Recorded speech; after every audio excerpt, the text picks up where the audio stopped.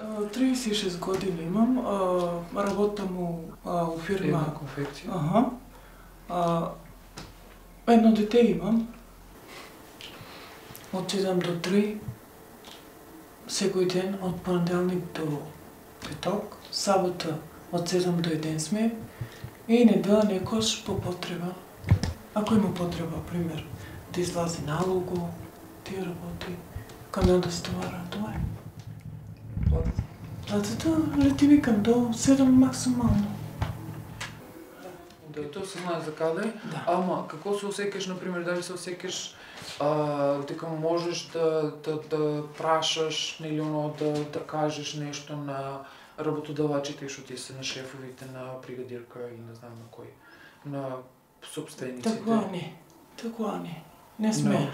Але работник, знаеш какво, нас не траеш и нешто да знаеш, нешто не знаеш и това е. Дали има, например, синдикат кај вас или нешто? Не смееш такова нешто. Ако прашаш нешто или ако питаш нешто по-наоко, ќе ти спаде од работа. Ако ти чини, оди си дома, толку крај заврши.